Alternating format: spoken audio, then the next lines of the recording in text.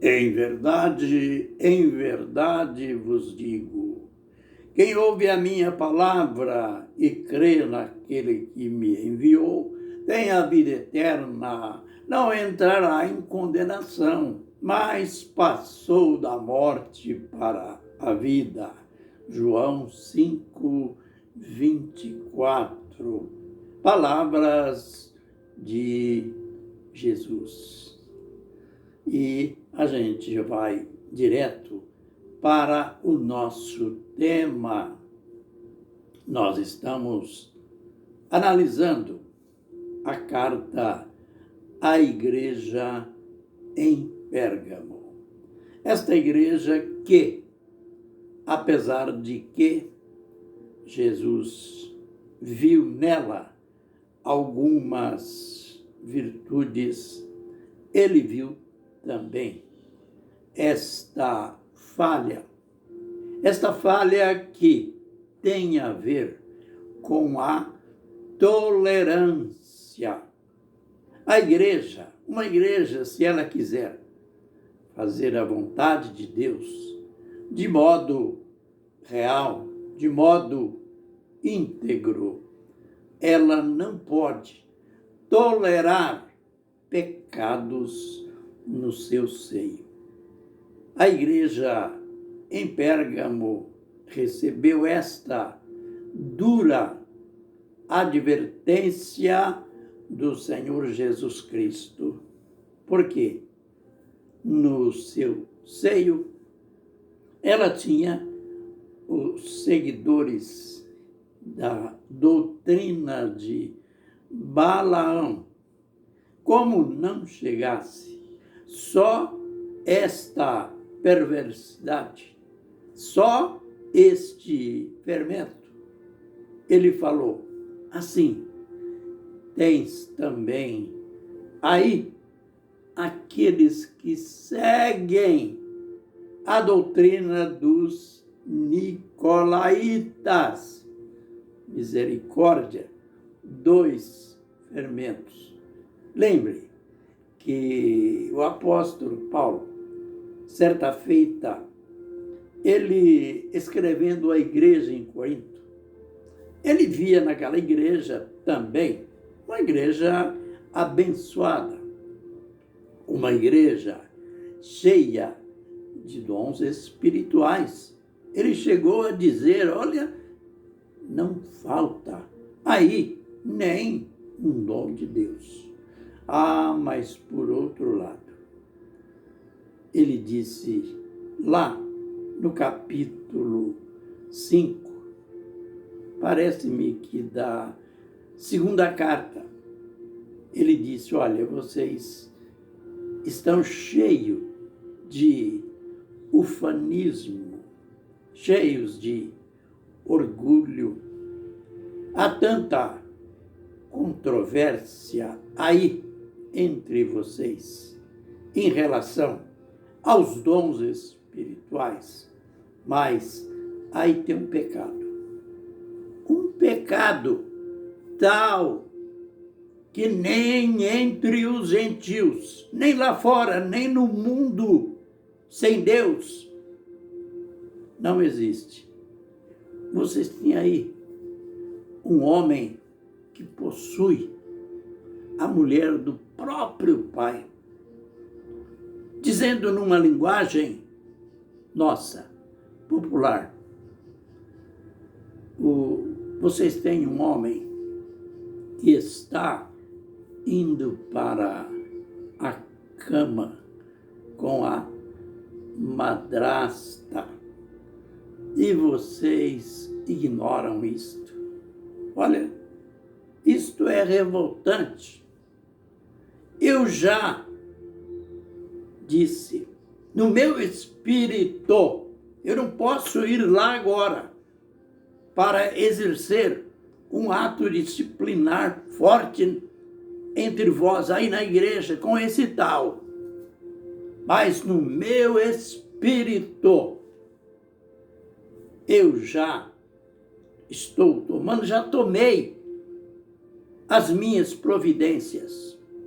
E agora eu ordeno a vocês, reúnam-se em nome de Jesus, porque naquele tempo a igreja fazia tudo em nome de Jesus. Até um ato disciplinar era em nome de Jesus. Em nome de Jesus, entregue este homem, esse tal, a Satanás, para que o espírito seja salvo no dia de Deus. Tire este fermento do meio de vós.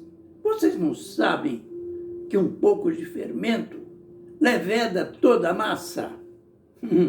Note, Paulo parece aqui radical, mas ele estava já antevendo coisas bárbaras que poderiam acontecer com a igreja no futuro, pois, olha a barbaridade em Corinto. E agora Jesus vê em Pérgamo uma igreja dele, uma igreja que existia para ser um testemunho do nome dele. Que adiantava eles enfrentar tantas perseguições de fora e dentro da igreja ter doutrinas diabólicas? Isto acontece, é comum acontecer hoje. Principalmente o nicolaísmo. Existem pastores, que pena eu ter que falar isso, existem pastores que fazem trocas, dão cargos para pessoas, para alimentar o ego destas pessoas e ocultar pecados delas. Sempre eu estou tendo contato com pessoas que chegam em mim se gabando que na minha igreja agora eu sou isto ou eu sou aquilo. Um se gaba de ser presbítero, outro de ser diácono, outro de estar fazendo parte de uma missão tal. E também tem aqueles que se gabam de ter o título de pastor.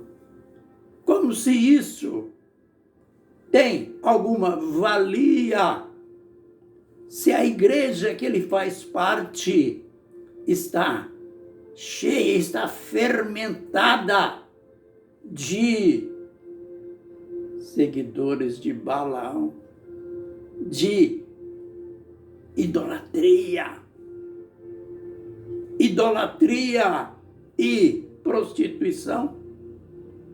Prostituição aqui em Pérgamo pode significar não só a prostituição sexual, mas a prostituição de torcer a palavra de Deus. Andar com a palavra de Deus, ter a palavra de Deus em mãos, mas seguir um falso ensino, uma falsa doutrina. Isso é prostituição espiritual.